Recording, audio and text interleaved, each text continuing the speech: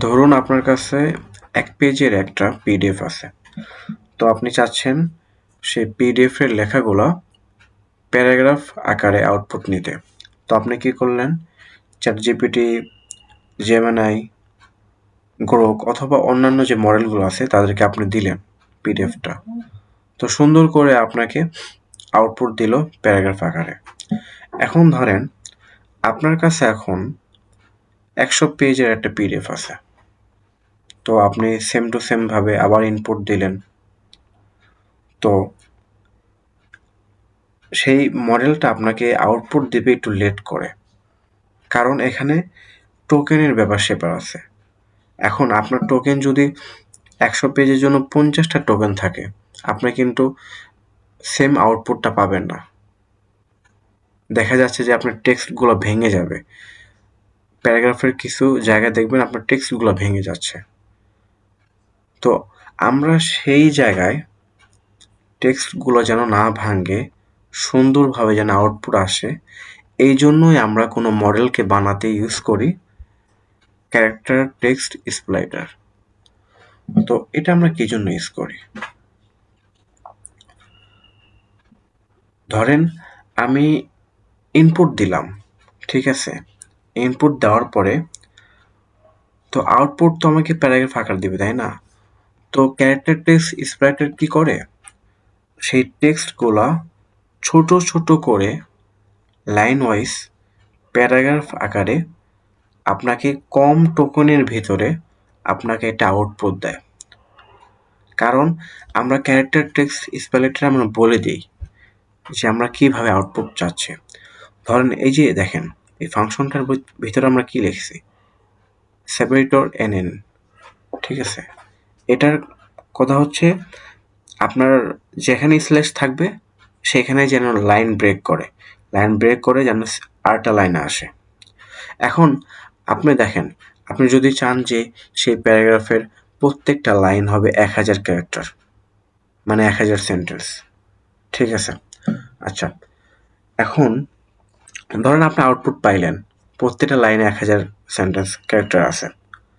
এখন ওই লাইনের শেষ যে জায়গাটা আছে, সেই জায়গাটার কিছু টেক্সট ভাঙ্গা আউটপুট পাইলেন, অথবা কিছু টেক্সট বোঝা যাচ্ছে না,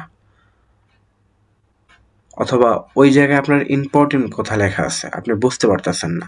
তো সেই জায়গায় আমরা ইউজ করি এই যে চাঙ্ক ওভারল্যাপ, যেন আপনার ওই লাইনের লাস্টের লাইনের কিছু ক্যারেক্টার যেন আপনার সেকেন্ড লাইনে আবার রিপিট করে। এই জন্য আমরা ইউজ করি কি চাঙ্ক ওভারল্যাপ।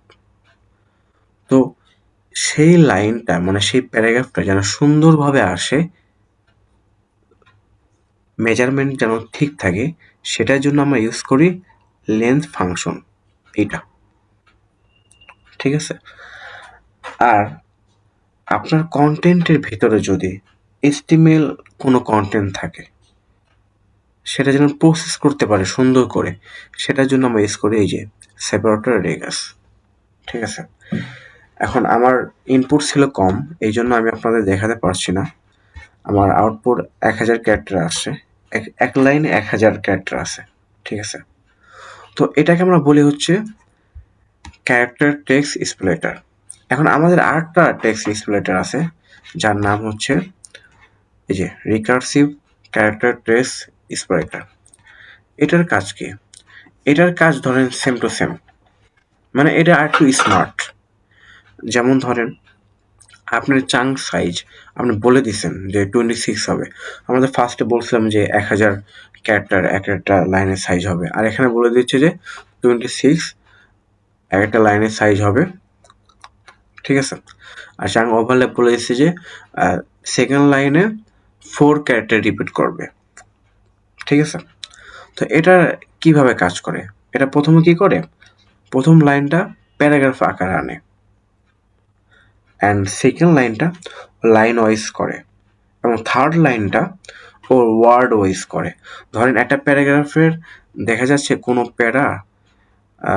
প্যারা শেষ হয়ে গেছে, তো সেই প্যারাটার শেষ হওয়ার যে লাস্ট যে লাইনটা আছে সেটা মাঝখানে শেষ হয়েছে।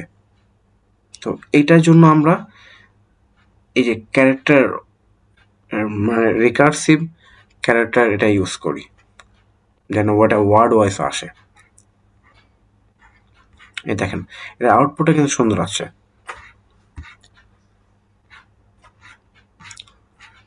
এটা লেন্থ ছিল 206 তো এটাকে বলে রিকার্সিভ ক্যারেক্টার। তো যখন আমরা কোনো মডেল বানাতে যাই তখন এই দুইটা জিনিসের ভিতরে যে কোনো একটা জিনিস আমরা ইউজ করি যেন আউটপুটটা বেটার ওয়াইজ আসে। তো ভিডিওটা কেমন লাগলো অবশ্যই কমেন্ট বক্সে জানাবেন। আর ভিডিওটার ভিতরে যদি কোনো ভুল ত্রুটি হয়ে থাকে অবশ্যই আপনি কমেন্ট বক্সে লিখবেন যে ভাই আপনার এই জিনিসটা বোঝাতে ভুল হয়েছে। আল্লাহ হাফেজ।